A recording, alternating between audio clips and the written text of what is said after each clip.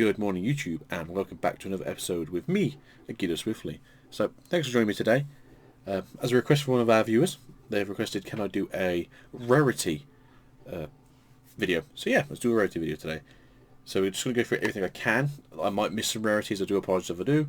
And then I will also put the rarities in sort of a side bracket of where I believe they would fit onto the rarity scale. Not necessarily my opinion, but the opinion of the community.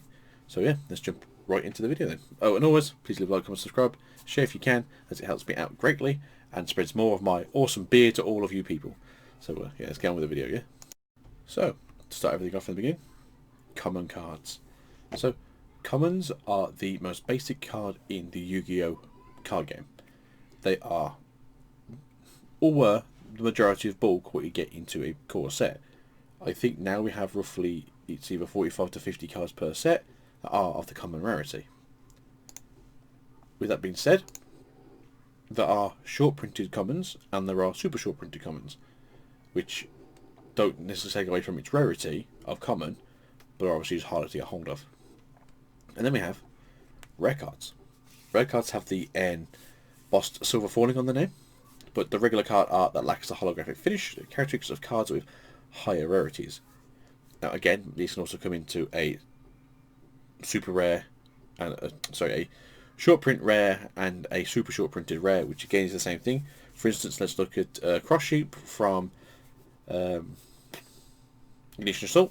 That was a super short printed rare card. Obviously, Konami understands the power of the game and they understand that some of these cards are actually quite powerful within themselves, which is why these cards get their own sort of sections within their own rarity of what you class them as. So then we have gold rares. So gold rares are gold bordered cards that have a gold, slightly prismatic looking lettering, as well as a prismatic back. The star tribute area will look very similar to the prismatic as well, but the actual attributes for the monster, as well as its text box, will be left alone. It's not really favoured very much by the community, as it's kind of a tacky looking card, but it does provide itself to be quite a nice looking card under the right lights. In the near future we'll receive the maximum gold rarity version of this card, which we'll discuss later in the video, from the OCG, and that is a much better looking gold version of a card. Parallel rares just have like a very weird Starlight effect to them. Same with Starfall holographic. It's just gimmicky rarity, I'd say. Again, I think it's how a lot of people feel. My wife quite likes how Starfalls look and how mosaics and how parallel rares look, but a lot of people think they look like fake cards. Something very similar that Pokemon did in the early days, that they also had is it like, I'm trying to think what it is, base set, no, Legendary Collection had like these weird like reverse holo cards that look super duper fake if you think of like how cards look nowadays, but they were the original first like reverse holos. So yeah, they can be quite weird looking. Then we have super rare cards. Super rare cards have no foil in the name, but have a holographic finish in the card. So as you've probably seen, you open your booster packs, something like, is it 85% of booster packs should have a super rare in there now. Crack one of those bad boys open, you've got a holographic, but there's no like holographic writing. That's your super rare. Then you have your ultra rares. So ultra rare cards are your gold foil cards, as well as a holographic finish to the card art itself. These are generally cards that are deemed a bit more worthy to actually be of value. Not always. There are quite a few dud ultra rares that are going out there in the world that could have swapped happily with a super rare, but sometimes those cards need to be more circulations just because people need to play them in decks. And then we go from ultra into a secret rare. So a secret rare card has a rainbow coloured foiling on the card name with a sparkling holographic finish on the card art. Now, I quite like how they look. Not everyone does, but it's me. I suppose not you. My favourite of all the rarities, the ultimate rare cards, have the gold foiling in the card name, as well as the embossed foil accent on the card art, card borders, and other parts of the cards.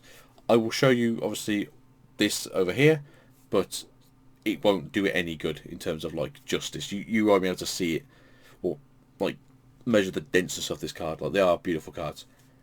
And then we have the next highest rarity that came out sort of alongside Ultimate Rares at one point were Ghost Rares. So Ghost Rares are cards that have rainbow coloured falling on the card name and are unique a unique three-dimensional hologram that make up the card's art. So essentially, if you look at it from the front, it's just a plain silver card normally, or a plain rainbow card. There's like no image whatsoever. If you start looking at it from the side or the back, you get this 3D image come through, which does look beautiful. It's a lovely looking card, although I'm not a massive fan of how that hollow texture, like silvery texture, looks occasionally. It looks a bit like a mirror, which,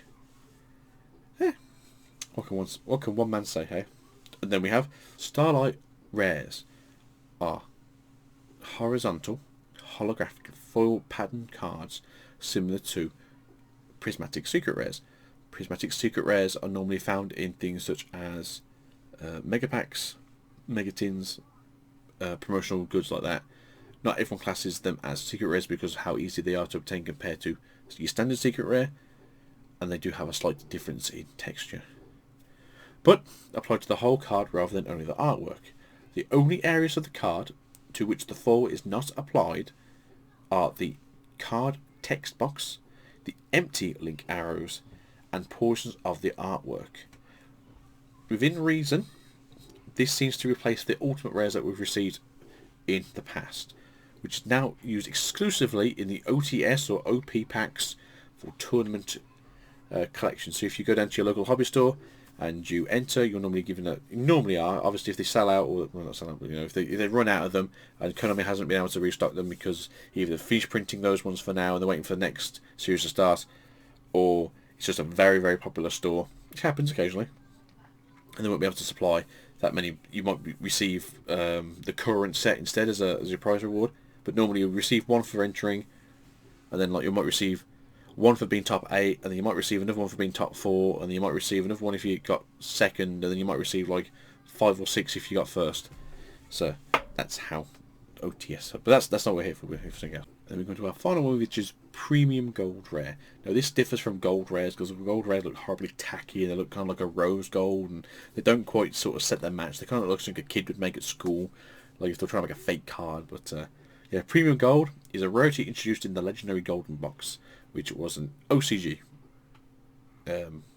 style of rarity, very similar to the rare that we recently got.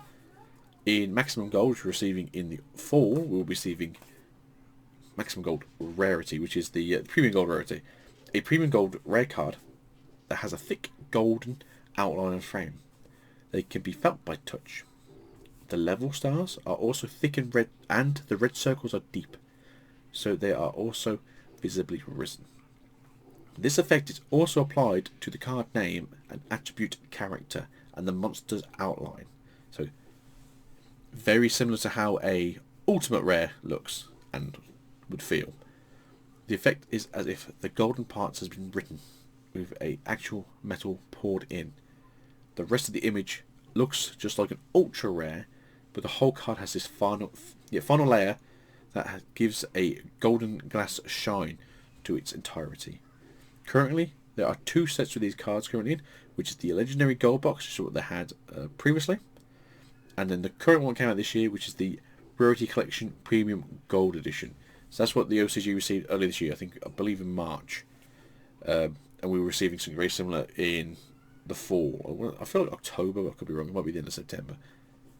But we're receiving some very nice reprints with some different artworks. We should be receiving like Eldritch in that set. It's Gold Lord in gold. But I think, guys, that's all the rares I can cover today. There are obviously some others that are started like dual terminal rares, which are their own thing, have their own price pointings.